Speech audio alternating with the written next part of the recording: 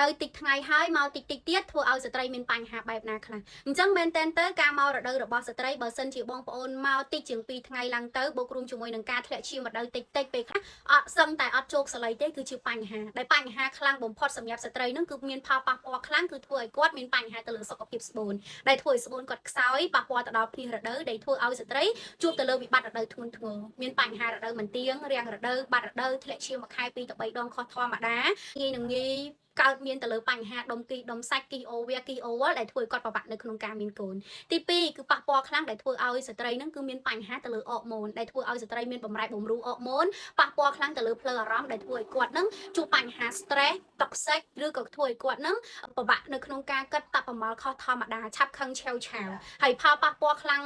បំផុតនឹងគឺធ្វើឲ្យប៉ះពាល់ដល់សម្រស់ស្ត្រីដែលធ្វើឲ្យស្ត្រីនឹងគឺស្បែកស្ងួតស្អាតគ្មានសំណើមមុខឡើងមុនឡើងជាំអាសាជ្រុះសក់ស្វាំងភ្នែកខប្រក្តីហើយនឹងហានិភ័យខ្លាំងបំផុតនៅពេលដែលបងប្អូនមានបញ្ហានេះយូរបងប្អូនអត់បានទទួលការព្យាបាលគឺធ្វើឲ្យស្ត្រីបង្កទៅជាការកើតមានបញ្ហារោគស្ត្រីទៅជាធ្លាក់សទៅជារងាស់ក្តៅកាហាយធំក្លិនពិបាកនៅក្នុងការរស់នៅជាមួយគ្រួសារគាត់ជាដើមអញ្ចឹងបើសិនជាបងប្អូនកំពុងតែជួបបញ្ហាទៅលើរដូវបែបនេះសូមបងប្អូនគួរតែឆាប់ធ្វើការព្យាបាលឲ្យបានត្រឹមត្រូវ